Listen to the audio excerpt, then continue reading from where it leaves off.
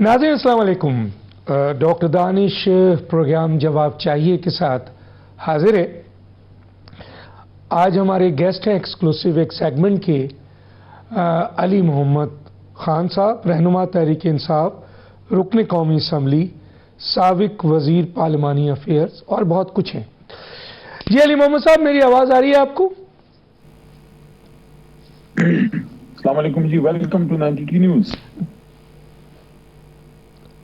Thank you, बहुत शुक्रिया जनाब।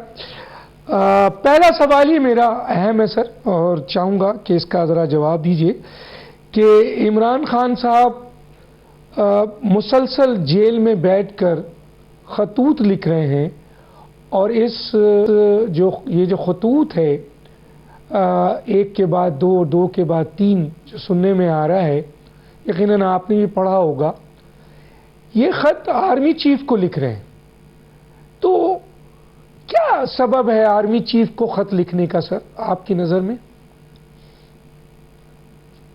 बहुत शुक्रिया डॉक्टर साहब बुलाने का। बिस्मिल्लाहिर्रहमानिर्रहीम, अल्लाहुम्मा सल्लि अला मुहम्मद व आलिहि व अस्हाबिहि वसल्लम। सबसे पहले तो आपके लिए दुआ भी है कि आप थोड़े से बीमार रहें, अल्लाह आपको सेहत कामला दे, और तमाम दोस्तों से भी दरख्वास्त है कि आपके लिए वो दुआ करें। माशाल्लाह आपकी बड़ी खिदमत है जी। डॉक्टर साहब देखिए, आर्मी चीफ एक बहुत बड़ा ओहदा है मुल्क का, इसी तरह चीफ जस्टिस का भी बड़ा, और दोनों बड़े जिम्मेदार ओहदे हैं। इमरान खान साहब ने बतौर साबिक वजीर आजम, बतौर मुल्क के सबसे बड़े लीडर और एक नेशनल हीरो के, जो उनके खदशात हैं, जो वो समझते हैं कि चीज़ें मुल्क में गलत हैं, उसकी तरफ निशानदही की है और उसका मुमकिन हल तजवीज़ किया है ताकि पाकिस्तान आगे बढ़ सके और पाकिस्तान की सलामती और इस्तेहकाम जो है वो नाकाबिल शिकस्त हो। और ख़ासकर इन तीन खतूत जो आर्मी चीफ साहब को लिखे हैं और एक जो चीफ जस्टिस साहब को लिखा है, उसमें अगर आप देखें तो तीन चार चीज़ें बड़ी अहम है जो बार बार उभर के सामने आती हैं। Number one, rule of law, supremacy of constitution, और खासकर इदारों में और कौम में कोई फासला नहीं होना चाहिए। तो एक मुहब्बे वतन पाकिस्तानी जिसकी 54 साल की नेशनल सर्विस है पाकिस्तान की, जिसमें साबिक वजीर आजम का भी उनका एक्सपीरियंस है, जो उन्होंने फील किया है वो उन्होंने सफ़े करतास पे कलम के जरिए लिख डाला है और तारीख का हिस्सा बन गया है। ठीक, मगर मैं ये पूछना चाहूँगा कि इस पर जो रिस्पॉन्स दिया है आर्मी चीफ ने, वो रिस्पॉन्स से क्या मैसेज आपको मिलता है? मैं खतूत के कंटेंट पे नहीं जाऊंगा, यकीनन उन्होंने जो लिखा है वो आपने ही पढ़ा है, लेकिन आर्मी चीफ ने ये कहा है कि अव्वल तो मुझे ख़त मिला नहीं, और मुझे ये मिलता तो मैं ये बग़ैर पढ़े वज़ीर आज़म की तरफ फॉरवर्ड कर देता। तो ये मैसेज क्या दे रहे हैं आर्मी चीफ, मुल्क के सबसे अहम तरीन पॉपुलर लीडर, बड़ी पार्टी के सरबरा जो इस जेल में है, जो उन्होंने आर्मी चीफ को खत लिखा? जी क्या कहेंगे सर? देखिए, मेरे ख्याल में आर्मी चीफ साहब ने ये मैसेज देने की, कन्वे करने की कोशिश की है कि वो एक सोल्जर हैं और वो पॉलिटिकल अफेयर्स में इंटरफेरेंस नहीं करते या नहीं करना चाहते। शायद उन्होंने इस वजह से ये मैसेज दिया है कि वो पॉलिटिक्स से अपने आप को, अपनी जमात, अपना जो इदारा है उसको दूर रखना चाहते हैं। ठीक है, जिस तरह वो मुनासिब समझते हैं उन्होंने अपने इदारे की और अपनी जो पोजीशन है उसकी रिप्रेजेंटेशन की है। मेरे ख्याल में हमें इस तरह देखना चाहिए कि इमरान खान साहब ने जो चीज़ें फील की हैं उन्होंने उसको एक ओपन लेटर में लिख दिया है। अब उस पर क्या एक्शन लिया जाता है, क्या एक्शन नहीं लिया जाता, ये तो वक्त साबित करेगा। खान साहब ने एक तरफ से अपनी ये जिम्मेदारी जो है वो पूरी की है। जो उन्हों की तरफ से चीज़ आई है आर्मी चीफ साहब की तरफ से कि वो अगर कोई लेटर उनको मौसूल होता है वो वज़ीर आज़म साहब की तरफ वो कर देंगे, फॉरवर्ड कर देंगे। देखते हैं अगर ऐसी कोई सूरत हाल बनती है कि फिर वज़ीर आज़म साहब उस पर क्या स्टेप लेते हैं, उस पर बात करेंगे। लेकिन मेरे ख्याल में मैं फिर वही बात करूँगा कि इमरान खान साहब ने उसमें रूल ऑफ लॉ के लिए, डेमोक्रेसी को मजबूत करने के लिए और फौज और अवाम के बीच में ताल्लुक को मजीद मजबूत करने के लिए जो उन्होंने सोचा है, जो उनको खदशात हैं, जो उनकी तजावीज़ हैं। अच्छा, यही खत अगर यही खत अली मोहम्मद साहब, यही खत अगर Imran Khan as a opposition leader वजीर आजम को लिखते तो उन्होंने वजीर आजम को क्यों नहीं लिखा सर? क्या वजूहत है आपकी नजर में, क्या बात है?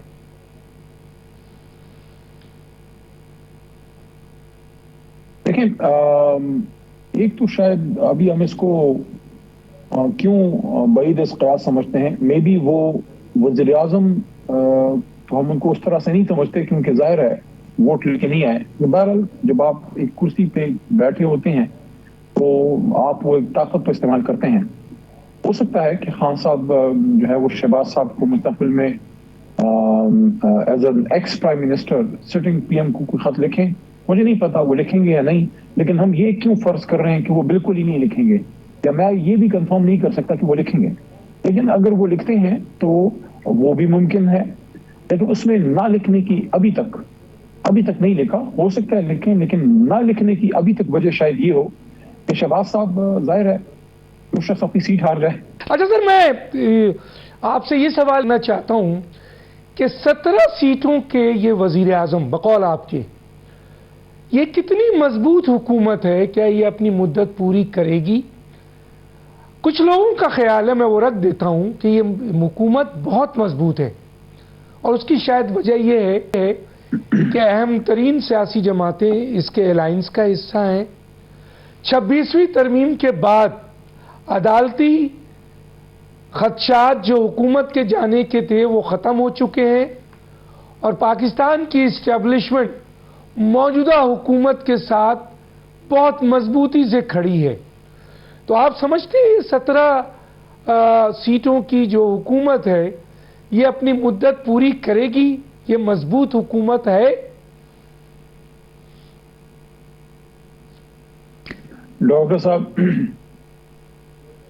ये हुकूमत इतनी मजबूत है जितना वेंटिलेटर पे पड़ा हुआ मरीज जो है वो सेहतमंद होता है। एक प्लग निकालने की देर होती है और फिर जो है इन्ना लिल्लाहि व इन्ना इलैहि राजिऊन हो जाता है। अपने दम पे जब नहीं आए तो पराए परों से उड़ान थोड़ी ना उड़ी जाती है। उड़ान हमेशा अपने परों पे इंसान उड़ता है। अगर आप ट्रेडिशनली देखें तो एक हिस्टोरिकल फैक्ट सामने रखना चाहूंगा, वो ये है ज़िया-उल हक साहब का 11 साल दौर जब खत्म हुआ, 11 साल, उसके बाद एक डेकेड चली जिसमें म्यूजिकल चेयर्स 18 महीने बेनज़ीर साहिबा, 3 साल मियाँ साहब, फिर बेनज़ीर साहिबा 3 साल, फिर मियाँ साहब 2.5 साल, और उसके बाद फारिग। 2002 से अगर आप आगे देखें, अब कोई 23 साल हो गए। ये जो नया सिस्टम आप देख रहे हैं उसमें आपने एक चीज देखी होगी, वज़राए आज़म चेंज हो रहे हैं लेकिन टर्म पूरी हो रही है। तो ऐसे लगता है जैसे ये फैसला कहीं हुआ है, किसी बंद कमरे में हुआ होगा, किसी ने किया होगा कि जो पार्लियामेंट है वो अपनी टर्म पूरी करेगी और फेसेस चेंज होंगे। क्या अब मौजूदा सिस्टम में भी ये जो हाइब्रिड प्लस रजीम जो बैठी है, क्या इसमें वो ट्रेडिशन कैरी होगा कि पार्लियामेंट अपना टाइम पूरा करे और वजीर आजम का फेस चेंज हो? मैं कुछ नहीं कह सकता इस पे, माजी में हुआ है। आप अगर 2002 से वो बात करें, बात लंबी हो जाएगी। आपको पता है मैं क्या बात कर रहा हूँ कि जमाली साहब, बीच में शौकत अजीज साहब आ गए, और फिर पीपल्स पार्टी में आपको याद होगा गिलानी साहब, फिर परवेज अशरफ साहब आ गए, फिर आपको याद होगा मियाँ साहब, फिर खान साहब आ गए। अब खान साहब की रिजीम चेंज हुई, जुल्म हुआ बहुत बड़ा, पाकिस्तान के साथ एक धोखा हुआ, लेकिन उसके बाद शहबाज साहब आ गए। तो वो 5 साल पूरे होते गए। अब इसमें क्या होगा? क्या शहबाज साहब की फेस चेंज होगी? क्या पीएम चेंज होगा? क्या ओरिजिनल मैंडेट हमें वापस किया जाएगा? अगर ओरिजिनल मैंडेट हमें वापस किया जाता है, इमरान खान साहब की जो डिस्क्वालिफिकेशन है, जो गलत है, वो खत्म होती है। इसी पार्लियामेंट से इमरान खान साहब वजीर आजम भी बन सकते हैं अगर उनको अपना ओरिजिनल मैंडेट दे दिया जाए। अब क्या होता है वो तो अल्लाह को पता है, लेकिन जैसे सिस्टम चला है आपने देखा है कि सहाफत पे पाबंदी, अदलिया पे हमला और सियासी लोगों को हम मार देना। तो इस वक्त तो फस्तायत अपने पूरे जोर के साथ एक जुल्म का जो है वो एक अंधा रक्स नाच रही है।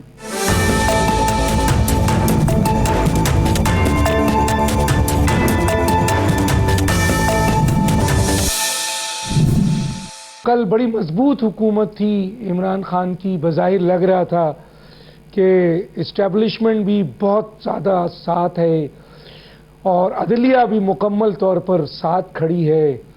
फिर हमने देखा कि ये भी सुनने में आया कि अगले 10 साल इमरान खान वज़ीर आज़म होंगे, लेकिन वक्त ने करवट लिया और माजी में ऐसा होता रहा है।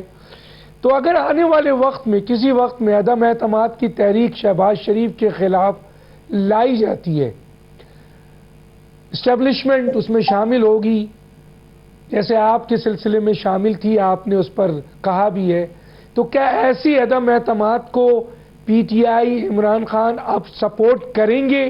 ذرا مختصر سا اس پہ.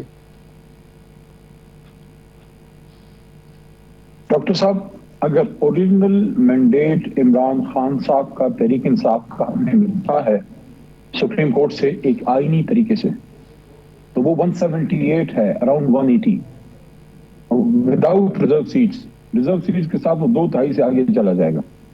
وہ تو ایک چانس ہے. موجودہ جو پارلیمنٹ ہے اس نے اگر فلور کراسنگ کی بات کرنا ہے یا کوئی ایسا غیر آئینی طریقہ جس سے شہباز صاحب چینج ہو کے ہم لوگ یا کوئی اور آئے، میں سمجھتا ہوں ہمیں اس کی سپورٹ نہیں کرنی چاہیے. کسی غیر آئینی کام کی، غیر سیاسی کام کی سپورٹ نہیں کرنی چاہیے. آئینی طور پہ اگر کوئی تبدیلی ہوتی ہے اس کی سپورٹ کرنی چاہیے. اچھا سر، پاکستان پیپلز پارٹی اور پی ایم ایل این کا اتحاد ہے اس طرح کہ کابینہ میں پاکستان پیپلز پارٹی نہیں ہے لیکن اہم عہدے اس کے پاس ہیں. کل اگر کیا پی ٹی آئی اور پیپلز پارٹی میں پارلیمنٹ کے اندر دوسری اپوزیشن سیاسی جماعتوں کے ساتھ اتحاد ہو جاتا ہے اور ان کا نمبر بہتر ہوتا ہے، تو کیا پاکستان پیپلز پارٹی کے ساتھ پارلیمنٹ میں عدم اعتماد کی تحریک دوسری اپوزیشن جماعتوں کے ساتھ قانونی اور آئینی طور پر پی ٹی آئی لانا چاہے گی؟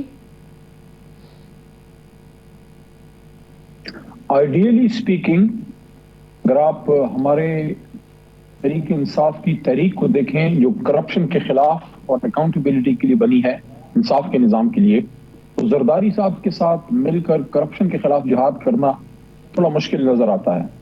لیکن سیاست میں بہت سی چیزیں ہوتی ہیں.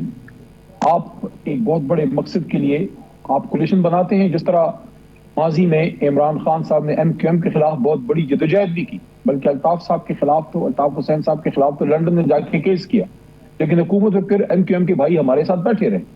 تو اب یہ خان صاحب کا فیصلہ ہوگا. The final call will be that of the supreme leader جناب عمران خان صاحب.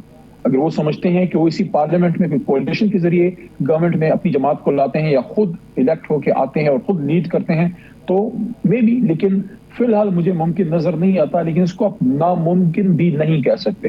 ارے سر، یہ بتائیے کہ یہ شیر افضل صاحب عمران خان نے پارٹی سے کیوں نکال دیا؟ اب وہ یہ کہتے پھر رہے ہیں کہ مجھے کیوں نکالا. آپ کے پاس کوئی اس کا جواب ہے سر؟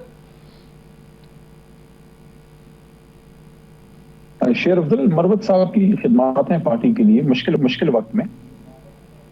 کچھ ڈسپلنری ایشوز ضرور رہے ہیں جس میں ان کو شو کاز پارٹی کی طرف سے دیا گیا. کیونکہ پارٹی کا اندرونی معاملہ ہے، میڈیا پہ اس پہ بات کرنا میں زیادہ مناسب نہیں سمجھتا. بس اتنا کہوں گا کہ بطور سیاسی کارکن میرا خیال ہے کہ ایک ہیئرنگ اگر مروت صاحب خود اپنی بات خان صاحب کے سامنے پیش کر سکیں، اپنا موقف دے سکیں، اس کے بعد خان صاحب جو بھی فیصلہ کرتے ہیں، ظاہر ہم ہمارے لیڈر ہیں، سب اس کو مانتے ہیں، آج بھی مانتے ہیں، تب بھی مانیں گے. لیکن ایک موقع مروت صاحب کا بنتا ضرور ہے کہ وہ اپنا موقف خان صاحب کے سامنے رکھیں. ہو سکتا ہے کوئی چیز ایسی ہو جو خان صاحب کے نوٹس میں نہ آئی ہو، لیکن میں یہ بھی توقع رکھتا ہوں کہ اگر اس میں کوئی لیننسی ہوتی ہے تو پارٹی کے وسیع تر مفاد میں شاید وہ بہتر ہوگا. پارٹی میں لوگوں سے غلطیاں ہوتی ہیں اور بڑے لیڈر جو ہیں وہ بڑا دل بھی کرتے ہیں، معاف بھی کرتے ہیں. خان صاحب کا بڑا دل ہے، ہو سکتا ہے ان کو ایک موقع اور بھی دے دیں، لیکن مستقبل میں توقع رکھوں گا. اچھا سر، مجھے یہ سوال، میرے جلدی چلنا ہے، مجھے یہ بتائیے کیا اس میں ہاں یا نہیں میں جواب دیجیے گا کہ کیا عمران خان نے اپنی کیسز کی جو لیگل ٹیم تھی اس میں تبدیلی کر دی ہے سر؟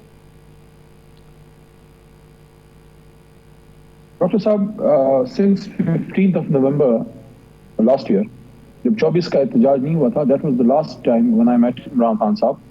Since then it's like 3 months now. 3 مہینے ہو گئے ہیں. اسلام آباد ہائی کورٹ کی چیف جسٹس، سابق چیف جسٹس جناب عامر فاروق صاحب کا ڈائریکٹ آرڈر تھا میرے حق میں، بطور وکیل پیش ہوا تھا کہ کیسز میں مجھے اجازت دی جائے کہ میں وہاں حاضری دے سکوں، کورٹ پروسیڈنگ اٹینڈ کر سکوں. کیونکہ حکم کے باوجود مجھے نہیں چھوڑا گیا. تو 3 مہینے سے ڈیالہ والے مجھے اندر خان صاحب سے ملنے نہیں دیتے. تو مجھے اب یہ ایگزیکٹ ڈیٹیل کا نہیں پتا کہ لیگل ٹیم میں کن لوگوں کو ایڈ کیا گیا ہے. میں کامنٹ کروں نامناسب ہوگا کیونکہ جب آپ ادھر خود پریزنٹ ہوتے ہیں تو پھر آپ زیادہ بہتر بات کر سکتے ہیں. 24 کے احتجاج کے بعد جب یہ کلنگ ہوئی ہے اور ڈی چوک میں جو لوگ شہید ہوئے ہیں اس پہ میں نے اسمبلی میں ایک اسپیچ کی تھی, سخت باتیں کی تھیں, اور اس کے بعد سے ابھی تک اڈیالہ کی جو انتظامیہ ہے وہ شاید میں اب زیادہ پسند نہیں رہا, یا وہ نہیں چاہتے کہ میں خان صاحب سے ملوں, تو وہ چیف جسٹس صاحب کے آرڈر کی بھی پرواہ نہیں کرتے. بہرحال میں پیر والے دن پھر کوشش کروں گا, تو تازہ معلومات ملتی ہیں, خان صاحب سے اجازت ملتی ہے, میں ملتا ہوں, تو پھر نیکسٹ ویک پھر آپ کو میں رپورٹ کروں گا پروگرام میں کہ خان صاحب نے کیا کہا. بہت ضروری. اچھا یہ بتائیں سر, ایک نیوز ہے, اس نیوز کی کنفرمیشن دی کہ یہ سننے میں آ رہا ہے کہ انصاف لائر فورم, جو آپ کی فورم ہے, تحریک انصاف کے جو وکلا ہیں, وہ اب جو آپ کے کارکن گرفتار ہیں, جن پر کیسز ہیں, ان کے کیسز کو نہیں لڑ رہے, اور ایسا محسوس ہو رہا ہے کہ ان کو پیسے نہیں مل رہے, اس لیے انصاف لائر فورم ان جو کارکنوں کی کیسز ہیں اس کی طرف توجہ نہیں دی جا رہی ہے. اس قسم کی شکایت آ رہی ہے, اس پہ کیا کہیں گے آپ؟ انصاف لائر فورم نے اس مشکل وقت میں جناب عمران خان صاحب کا وہ دایاں ہاتھ بنے, کارکنوں کا دایاں ہاتھ بنے.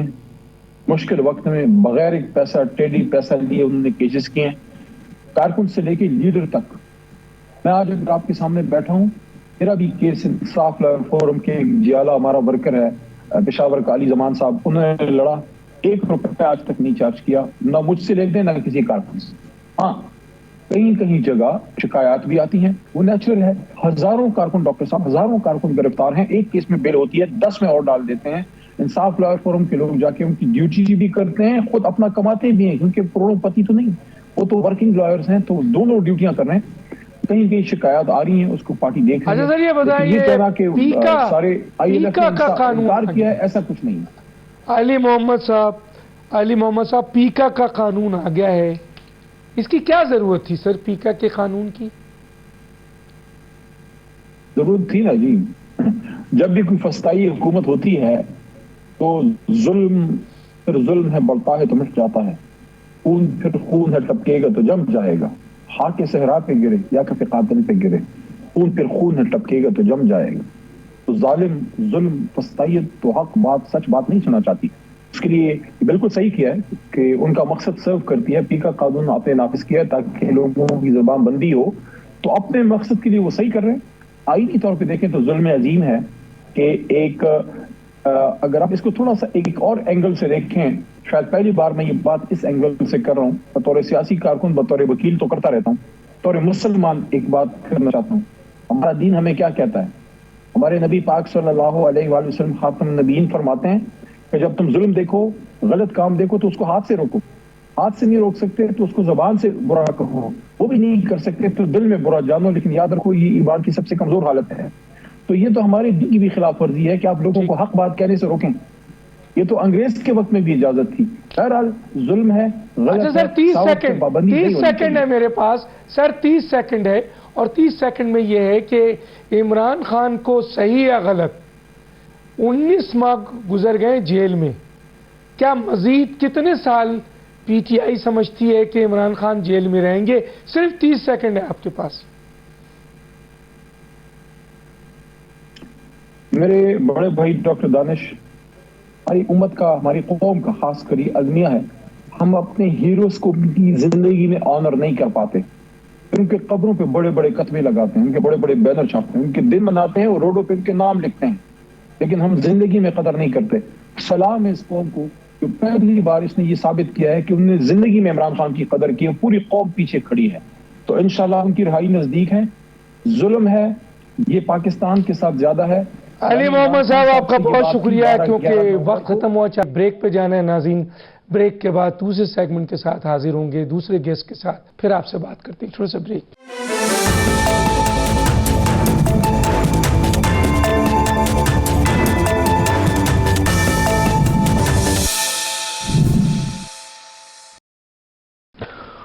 Welcome back. جی ہمارے ساتھ محمد زبیر ہیں, سابق گورنر سندھ, سابق ترجمان نواز شریف, سابق چیئرمین پرائیویٹائزیشن کمیشن پاکستان, سابق chairman board of investment Punjab. اچھا محمد زبیر صاحب، میرا آپ سے جو پہلا ہی سوال ہے وہ یہ ہے کہ اس وقت پاکستان کی موجودہ سیاسی اور معاشی حالت کو آپ کیسے دیکھ رہے ہیں؟ میں چاہوں گا مختصر سا ہمیں اس کے اوپر بتائیں. دیکھیے، ظاہر سی بات ہے، پولیٹیکل سچویشن تو کوئی اچھی نہیں ہے. پولیٹیکل انسٹیبلٹی ہے، ایک بڑی جماعت ہے، وہ مشکلات کا شکار ہے، اور الیکشن سے لے کے اس سے پہلے کے جو حالات تھے، اس کی لیڈرشپ کے ساتھ جو کچھ بھی اس وقت سچویشن ہے، تو ظاہر سی بات ہے جب ایک اتنی بڑی پولیٹیکل پارٹی ریسیونگ اینڈ پر ہوگی جس کے پیچھے عوام کھڑے ہوں، تو پولیٹیکل سٹیبلٹی تو نہیں ہوگی اور پولیٹیکل انسٹیبلٹی ہوگی. اور اگر پولیٹیکل انسٹیبلٹی ہوگی تو پھر معیشت آگے نہیں جائے گی، جیسے ہم نے پچھلے 2-2.5 سال سے دیکھا ہے کہ عوام کے پوائنٹ آف ویو سے. اب ظاہر سی بات ہے، میں ایلیٹ کے پوائنٹ آف ویو سے نہیں بات کر رہا، میں ریپرزینٹ نہیں کر رہا وہ لوگ جو کہ اسٹاک مارکیٹ کی بلند سطح پر جانے کو معیشت سے جوڑتے ہیں کہ جی دیکھیں معیشت کتنی اچھی ہوگی. تو معیشت کے حوالے سے بڑا ایک سمپل سا ڈاکٹر صاحب معیار ہے، اور وہ یہ ہے کہ اس وقت ہمارے 3 دوست ممالک چین، UAE اور سعودی عربیہ نے ہمیں ڈالرز دیے ہوئے ہیں جو ہمارے ریزروز میں. مثال کے طور پر اگر وہ، میں نہیں وش کر رہا، بٹ اگر وہ واپس لے لیتے ہیں تو پاکستان ڈیفالٹ کر جائے گا، اگلے 1 ہفتے میں ڈیفالٹ کر جائے گا. سو یہ ہے ہماری جو اسٹرانگ فوٹنگ ہے معیشت کی. معیشت تو اس وقت اچھی ہوتی ہے جو آپ اپنے اوپر انحصار کر کے اپنی معیشت کے انڈیکیٹرز کو ٹھیک کیا ہو، اور باقی دنیا کی جیسی بھی فضا ہو، ظاہر سی بات ہے آپ کو ادھر سے انویسٹمنٹ بھی چاہیے ہوتی ہے اور دوسری چیزیں بھی چاہیے ہوتی ہیں، ایکسپورٹ بھی آپ نے کرنا ہوتا ہے. لیکن سب سے زیادہ امپورٹنٹ چیز یہ ہے کہ آپ کے پاس اس وقت اتنی خراب حالت ہے، 10.5 کروڑ عوام غربت کی لکیر سے نیچے ہیں. صرف پچھلے سال 2024 میں 1.30 کروڑ لوگ مزید غربت کی لکیر سے نیچے آئے ہیں.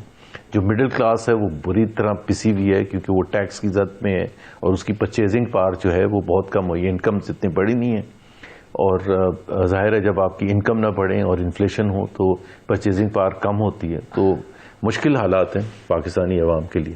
اچھا سر، گورننس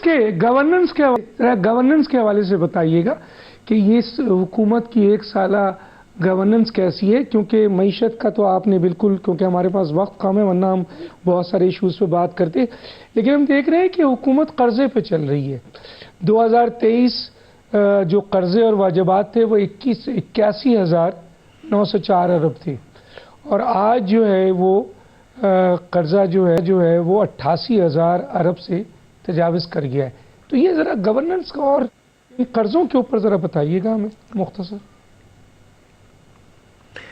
ایک تو معیار ڈاکٹر صاحب ہمارا، اگر ہم ہسٹری پڑھیں کہ 70s میں یا 60s میں جب ہمارے وزیر اعظم سے بھٹو ہوں یا اس سے پہلے ایوب خان یا بعد میں جو بھی لیڈرشپ آئی تھی، تو ایسا ہوتا تھا کہ جی وہ مشرق وسطیٰ کے دورے پر گئے ہیں اور وہاں انہوں نے انویسٹمنٹ کی بات کی ہے، پاکستان کے دوسرے مسائل کی بات کی ہے، کشمیر کی ہے، پیلسٹائن کی ہے. اب ایک نقطہ ہوتا ہے، 1 پوائنٹ ایجنڈا ہوتا ہے، اور وہ ہوتا ہے کہ جی وہاں سے کتنے پیسے مل جائیں گے. پیسے مل جائیں گے مطلب ہماری جو اکانومی ہے اس کی ٹوٹل ریلائنس جو ہے وہ قسطوں پر ہے، IMF سے یا دوسری کنٹریز سے لون پر ہے. اور وہ جس تیزی سے بڑھے ہیں پچھلے چند سالوں میں جو ہمارے قرضے ہیں، اس کی اگزامپل نہیں ملتی. آپ کو یاد ہوگا کہ عمران خان ایک بہت فیمسلی کہتے تھے کہ پہلے 60 سال میں یعنی کہ 2008 تک وہ کہتے تھے کہ 6,000 بلین ہمارا قرضہ تھا 60 سال پہ، جس طرح سے عمران خان کہتے تھے. اور یہ جو 2 حکومتیں آئیں 2008 سے لے کے 2018 تک، انہوں نے اس کو بڑھا کے 30 ارب 30,000 بلین تک کر دیا ہے. اب وہاں سے آپ نے ابھی بتایا کہ 88,000 ارب پہنچ گیا. اور جب یہ 2022 اپریل میں جب PDM کی حکومت آئی تھی تو اس وقت 43 ٹریلین تھا، 43,000 بلین. اب آپ سوچتے ہیں کہ 3 سال بھی نہیں ہوئے کہ ڈبل سے زیادہ ہو گیا. سو جس تیزی سے بڑھ رہا ہے اور اسی رفتار سے پھر آپ کی جو مارک اپ پیمنٹس ہوتی ہیں وہ بڑھتی چلی جاتی ہیں. سو پھر آپ کا فسکل جو کمفرٹ لیول ہوتا ہے وہ اور زیادہ کم ہو جاتا ہے، اور ہر سال ہم زیادہ تنزلی میں ہوتے ہیں، کیونکہ آخرکار یہ قرضے پے کرنے ہوں گے، قرضے پے کرنے کے لیے آپ کو اور قرضہ لینا ہوگا. سو یہ جو وشس سائیکل ہے یہ ظاہر ہے اسی وقت ٹھیک ہوگا جب آپ انکم زیادہ جنریٹ کریں گے، چاہے وہ ٹیکس کلیکشن کی صورت میں ہو یا ایکسپورٹ ارننگز کی صورت میں. اچھا سر، یہ بتائیے کہ اس وقت نون لیگ کی حکومت ہے، کم کریں گے. بظاہر کابینہ میں پیپلز پارٹی شامل نہیں ہے، نون لیگ کی حکومت ہے، اتحادی ہیں چھوٹے موٹے، لیکن اصل جو حکومت ہے نون لیگ کی ہے، اور پاکستان پیپلز پارٹی کابینہ میں نہیں ہے. اور پاکستان مسلم لیگ نون کے جو صدر ہیں اور روح رواں ہیں وہ نواز شریف ہیں.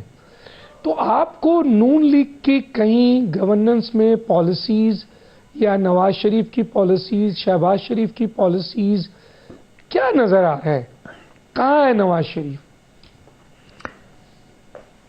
ایک تو جی یہ میرے سے اس لیے بھی زیادہ امپورٹنٹ کوشچن ہو جاتا ہے کیونکہ لوگ پوچھتے ہیں کہ جی آپ نے کیوں چھوڑ دیا اور کیا. پہلی بات تو یہ ڈاکٹر صاحب، نواز شریف اور شہباز شریف دو مختلف بالکل نظریات رکھتے ہیں ہر لحاظ سے، چاہے وہ فورن پالیسی ہو، چاہے وہ معیشت کے حوالے سے ہو، سول ملٹری ریلیشنز کے حوالے سے ہو. جو پاکستان کے جو سب سے اہم جو ایشوز ہیں یہی ہے نا، معیشت ہے، فورن پالیسی ہے، گورننس ہے، سول سپریمیسی ہے، یا civil military relations. Nawaz Sharif کی بالکل ڈفرینٹ تھنکنگ ہے، اور ان کی جو انداز تھا اس کو آگے اس چیز کو عبور کرنا کہ پاکستان کی مشکلات کو، اس کا حل بھی بالکل مختلف تھا. شہباز شریف ڈفرینٹ ہے. صرف مسئلہ یہ ہے کہ وہ دونوں کوئنسیڈنس ہے کہ بھائی ہیں، سو لوگ اس چیز کو بھول جاتے ہیں کہ دے 180 ڈگریز ڈفرینٹ ہے. شہباز شریف آپ نے دیکھا پچھلے 3 سال ہو چکے ہیں ان کو آئے ہوئے، وہ ایک بھی ایک اسٹیپ نہیں اٹھائیں گے جس میں کوئی اگریسونیس ہو، جس میں کوئی رسک ہو، چاہے وہ معیشت کے حوالے سے ہو، چاہے وہ فورن پالیسی کے حوالے سے ہو. اس میں رائٹ اور رانگ کی تو بات ہے. سو جو پی ایم ایل این میں جس میں تھا وہ نواز شریف کی تھی، شہباز شریف کی نہیں تھی. شہباز شریف کی تو پولیٹیکل پارٹی سٹیٹس کو کی ہے، اور وہ سمجھتے ہیں کہ جی آپ نے فیصلہ سازی. اچھا ویسے ان کا دوسرا مسئلہ یہ ہے کہ وہ مینڈیٹ بھی نہیں ملا، تو فیصلہ سازی کے لیے کس سے چھینے کہ جی میرا اختیار ہے، میں نے، عوام نے مجھے ووٹ دیا ہے، میں فیصلے کروں گا. وہ تو ہے ہی نہیں. تو ظاہر سی بات ہے جب ایک ایسی صورتحال ہو تو نہ آپ فیصلہ سازی کر سکتے ہیں اس طرح سے جو آپ کی سوچ ہے، اور نہ ہی وہ کرنا چاہتے ہیں. ان کا جو نمبر 1، نمبر 2 اور نمبر 3 تینوں آبجیکٹو ہیں وہ سروائیول ہے، اور کسی نہ کسی طرح سے وہ چاہتے ہیں کہ یہ 5 سال پورے ہیں اور وہ تاریخ میں ان کا نام لکھا جائے کہ جی پہلے وزیر اعظم تھے جنہوں نے 5 سال پورے کیے تھے. That is the objective. اچھا سر، کیا میں یہ سوال اٹھا سکتا ہوں کہ یہ جو مسلم لیگ نون نے مفاہمتی سیاست شروع کی اور اسٹیبلشمنٹ کے ساتھ پیکٹ کر لیا، اس میں میاں نواز شریف صاحب کی مرضی شامل تھی؟ اوریجنلی شامل نہیں تھی. وہ نہیں چاہتے تھے کہ ووٹ آف نو کانفیڈنس ہو، کیونکہ ایک چیز بالکل طے تھی ڈاکٹر صاحب، اور جو پی ایم ایل این کی اسٹیٹڈ پبلک پوزیشن تھی پرائر ٹو جنوری فیبری 2022 جب یہ فیصلہ ہو رہا تھا کہ جی ووٹ آف نو کانفیڈنس کے تھرو ہم ہٹائیں گے پی ٹی آئی کی حکومت کو، کہ اپریل 2022 میں ووٹ آف نو کانفیڈنس ہوا ہے، اور جولائی 2022 میں جب 20 حلقوں کا الیکشن ہوا پنجاب میں ایم پی ایس کی سیٹ کے لیے، تو 16 سیٹیں پی ایم ایل این ہاری. سو وہ اتنا بڑا دھچکا تھا کہ اس کے بعد تو لوگوں نے کہا کہ اب تو کوئی چوائس ہی نہیں سوائے اس کے کہ اسٹیبلشمنٹ کے ساتھ رہو، ورنہ تو کھا جائے گا خان ہمیں. And that is exactly what. ایک کے بعد دوسری ڈیفیٹ ہوتی چلی گئی، اور پھر ایک بیانیہ بنایا گیا کہ ہم نے اپنی سیاست کو قربان کر دیا ریاست کو بچانے کے لیے. وہ ایک کیا کہنا چاہیے، ایک ڈھکوسلا تھا. بھائی آپ سیاست کو ایک چھوٹا سا بریک لوں میں سر، میں ایک چھوٹا سا بریک چاہتے ہیں، چھوٹا سا بریک لیں گے، پھر واپس آتے ہیں، پھر آپ سے بات کرتے ہیں. چھوٹا سا بریک.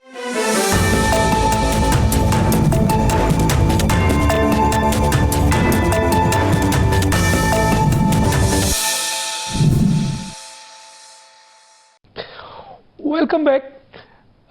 زبیر صاحب، آپ ایک سیاسی ورکر بھی ہیں اور بڑی سیاسی جماعت کے ایڈوائزر بھی، بہت قریب سے سیاست کو دیکھا ہے. اس وقت عمران خان جیل میں، ان پہ کیسز بنے، کیسز عدالت نے ختم بھی کیے، دوبارہ سزا ہو گئی، اور ان کی تنظیم بڑے مشکلات کا شکار ہے، لیکن آپ سمجھتے ہیں کہ عوامی مقبولیت میں تحریک انصاف اور نواز شریف مسلم لیگ نون کہاں کھڑی ہے آج؟ بالکل کوئی مقابلہ ہی نہیں ہے میرا خیال ہے. جو میجورٹی دیکھیں، ایک بڑا امپورٹنٹ ڈاکٹر صاحب ایسپیکٹ ہے جس کو میں جس طرح سے دیکھتا ہوں کہ پاکستان ڈفرینٹ نیشنلٹیز بن کے ایک فیڈرل مملکت ہے، اور یہاں ایک چیز جو جوڑ کے رکھ سکتی ہے وہ ڈیموکریسی ہے. جیسے انڈیا ہے، جیسے یونائٹڈ اسٹیٹس ہے کہ we are not one nation, اور اس وجہ سے ایک فیڈرل پارٹی کا ہونا یا دو فیڈرل پارٹیز کا یا تین، وہ بہت امپورٹنٹ چیز ہے. اگر آپ پی ٹی آئی کی مقبولیت کو دیکھیں گے اگر آپ، تو جو اربن ایجوکیٹڈ مڈل کلاس ہے کراچی، لاہور کا یا اسلام آباد کا یا دوسرے شہر، جو اربن وہ تقریباً 70-80% عمران خان کے ساتھ ہے. جو سب سے لبرل پاکستانی کراؤڈ ہے وہ جس میں خواتین بھی شامل ہیں، لبرل پاکستانی تھنکنگ والے وہ بھی، اور سب سے کنزرویٹو جو ہیں وہ بھی عمران خان کے سب سے بڑے سپورٹر ہیں. جو لوور سٹاٹا کی انکم لیول کے یا لوگ ہیں وہ بھی عمران خان کے ساتھ ہیں. کے پی میں کسی کو کوئی دو رائے نہیں ہے کہ سب سے زیادہ لوگ، جو پختون بیلٹ میں بھی سب سے زیادہ لوگ پی ٹی آئی کے ساتھ ہیں، پنجاب میں بھی اور اربن سینٹرز میں بھی، کراچی میں بھی، اور اسی طرح سے دوسرے شہروں میں اور علاقوں میں، مہاجر میں بھی اور پختونس میں بھی اور بلوچیوں میں بھی. سو یہ ایک یونیک فینومن ہے. اس کو اگر آپ ڈسٹروائے کرنا جائیں گے پی ٹی آئی کو ایز اے پولیٹیکل پارٹی، تو آپ پاکستان کی فیڈریشن کی ڈسٹرکشن کر رہے ہوں گے. And this is true for any. ایک زمانے میں جس طرح پیپلز پارٹی کے لیے کہتے تھے چاروں صوبوں کی زنجیر بے نظیر، دیٹ واز ویری کریٹیکل. وہ کسی نہ کسی طرح سے ختم کر دیا گیا، لیکن اس کا نقصان پاکستان کو ہوا تھا. سو دیر از نو کمپیریزن اس وقت پاپولیرٹی گراف میں عمران خان کی. اور اگر یہی تو مسئلہ ہے کہ اگر وہ اتنے پاپولر، جتنے پاپولر ہوتے چلے جائیں گے اتنی مصیبت پی ٹی آئی پر جاری رہے گی. اچھا سر، یہ بتائیے کہ ایک سوال جو بہت ہی اٹھتا ہے وہ یہ کہ نواز شریف صاحب کی سیاست تقریباً ختم کر دی گئی ہے، لیکن اس کے بینیفیشری کون ہیں؟ بینیفیشری شہباز شریف نظر آ رہے ہیں، مریم نواز نظر آ رہی ہیں. آپ کیا کہیں گے؟ جی بالکل صحیح ہے. نواز شریف کی جو، تبھی میں نے کہا تھا نواز شریف کی جو لیگیسی تھی وہ ایک ڈیفائنٹ پولیٹیکل لیڈر کی تھی، جس نے 1993 میں وہ بالکل ضیاء کے مرہون منت پالیٹکس میں آئے تھے، اور وہاں سے ان کی ابتدا ہوئی ایز اے پروٹیج آف ضیاء الحق. لیکن 1993 میں جب ان کو فارغ کیا تھا اس غلام اسحاق نے، تو اور جب انہوں نے اعلان کیا کہ آئی ول ٹیک نو ڈکٹیشن، تو انہوں نے اپنا ایک پولیٹیکل ایک رتبہ بنایا اور حکومت کی قربانی دی. مطلب اس وقت بھی ان کے پاس جو تھی 99 میں ملٹری کو ہوا ان کے خلاف، پھر 2014 میں دھرنا ہوا جس کے پیچھے اسٹیبلشمنٹ اس وقت کی کھڑی تھی، 2017-18 وغیرہ میں جو بھی ہوا.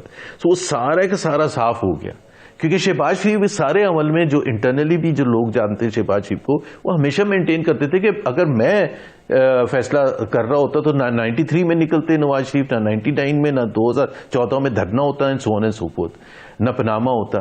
تو اب وہ جو لیگیسی ہے میاں صاحب کی تو وہ ختم ہو گئی ہے. اب ان کو یاد کیا جائے گا جو آج کی مسلم لیگ ہے represented by Shehbaz Sharif, because Nawaz Sharif is going along with that. کیونکہ ان کی ایک مجبوری ہے اپنی بیٹی کے حوالے سے کہ جی بیٹی کو کل وہ دیکھنا چاہتے ہیں، آج چیف منسٹر دیکھنا چاہتے تھے، کل وہ چاہتے ہیں کہ جی وہ وزیر اعظم بنے. اور وہ شاید ان کے دل اور دماغ میں یہ ہے کہ ایک دفعہ وہ وزیر اعظم بن جائیں گی، پھر ہم ایک اپنی انڈیپینڈنٹ پالیسی لے کے چلیں گے جس میں ہم ایک ڈسٹنس کریٹ کریں گے، اسٹیبلشمنٹ سے مقابلہ نہیں بٹ اسٹیبلشمنٹ سے انڈیپینڈنٹ ہو کے فیصلہ سازی کریں گے. بٹ وہ بہت ہی مشکل اس سٹیج پر نظر آتا ہے، کیونکہ اگر آپ کے پاس پاپولر سپورٹ نہ ہو پبلک کی تو آپ کیسے اچیو کریں گے. سو نواز شریف کی بالکل سیاست سب سے زیادہ جو نقصان ہوا. آگے بڑھیں گے سر، آپ کراچی، آپ سندھ کے بھی گورنر رہے ہیں، آپ سندھ کے بھی گورنر رہے ہیں. میں چاہتا ہوں کہ ابھی کچھ کنکلوڈ کر لوں، پھر کسی سٹیج پر مزید بات کریں گے. سندھ کے بھی گورنر رہے ہیں، کراچی کو بہت قریب سے دیکھا ہے. سر کراچی کے حالات، انفراسٹرکچرز تباہ ہے، ٹرانسپورٹ تباہ ہے، روڈ تباہ ہے، پانی نہیں ہے، بجلی نہیں ہے، گیس نہیں ہے. یہاں تعلیمی درسگاہوں میں مقامی افراد کا داخلہ پروفیشنل کالجز سے نکالے جا رہے ہیں، ڈبل آپ کے ڈومیسائل کے لوگ، باہر کے لوگوں کے نمبرز بڑھا کر دیے جا رہے ہیں، تعلیم چھینی جا رہی ہے، روزگار چھینا جا رہا ہے، ڈمپر مافیا ہے، قتل ہو رہا ہے، گورننس کے حالات سامنے ہیں، مافیاز کا راج ہے، غیر مقامی پولیس ہے، غیر مقامی جو مانگنے والے ہیں 99% کراچی میں. تو سر یہ بتائیے کہ نہ پنجاب سندھ حکومت اون کرتی ہے، نہ اس معاشی ہب کو مرکز حکومت اون کرتی ہے، نہ سو کالڈ بلدیاتی، تو اس کراچی کا سولوشن کیا ہے؟ کیا دیکھتے ہیں سر آپ؟ دیکھیں، میں ڈاکٹر صاحب صرف آپ سے ایک تو یہ کہنا چاہوں گا کہ جو پہلے 40 سال تھے نا پاکستان بننے کے بعد، تو سب سے زیادہ ترقی جو تھی وہ کراچی میں ہوئی تھی. پاکستان کی بہت وہ جو اکنامک گروتھ تھی وہ بہت تیزی سے آگے بڑھی تھی، and that was led by Karachi, that was led by the private sector of Karachi, کیونکہ فنڈامنٹلز بالکل صحیح تھے، انفراسٹرکچر امپروو ہو رہا تھا، آپ کا کلینلینس تھی، ٹریفک کا نظام تھا، گورننس تھی، تمام چیزیں یہاں میسر کی جا رہی تھی جو بزنس مین کو، چاہے وہ ایکسپورٹ کے ایریا میں تھے، ٹیکسٹائل میں تھے یا دوسرے ایریاز میں تھے. اس کے بعد جو تنزلی پاکستان کی آئی ہے، اس کا پرائمری ریزن یہ ہے کہ کراچی کی تنزلی آئی ہے. کراچی بیکاز پاکستان کو اگر آگے جانا ہے تو جو فائنینشیل ہب ہے اس کو سب لیڈ کرنا ہے نا.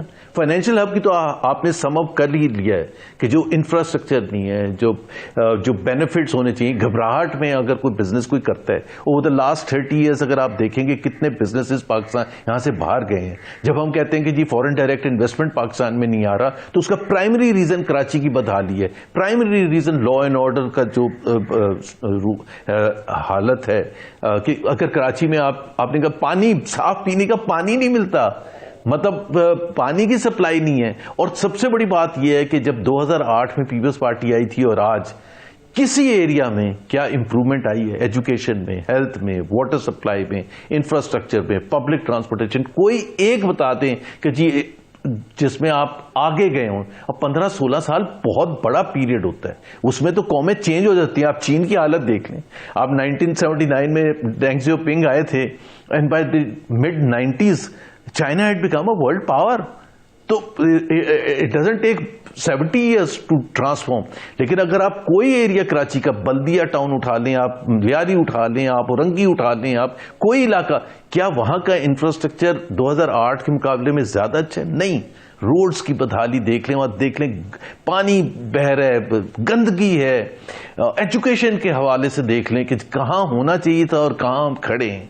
جب ہم بات کرتے ہیں کہ ایک ہیلتھ میں ایک سٹنٹڈ بچوں کا بلو دی ایج آف 5، سب سے زیادہ سٹنٹڈ بچے 50% آر ان سندھ. تو آپ خود سوچیں کہ اس ایسے ماحول میں جہاں ایجوکیشن نہ ہو، جہاں سٹنٹڈ بچے ہوں، وہاں فیوچر کیا ہوگا؟ اور یہ تو آج کی حالت ہے. سو تنزلی کا پروسیس چلتا رہے گا جب تک ایک بہت ہی کوئی ڈائنامک چینج لانے کے لیے کوئی تیار نہ ہو. اس میں جہاں پیپلز پارٹی قصور ہو رہا ہے سندھ کی حکومت، وہاں فیڈرل حکومت بھی اسی ریسپانسبل ہے. ٹھیک ہے، وقت بالکل ختم ہو گیا. زبیر صاحب کسی اسٹیج پہ انشاءاللہ بات کریں گے. آپ کا شکریہ، آپ نے ہمیں وقت دیا. ناظرین، یہ تھے زبیر احمد صاحب. وقت ختم ہوا چاہتا ہے. ڈاکٹر دانش کو اجازت دیجیے. اللہ حافظ.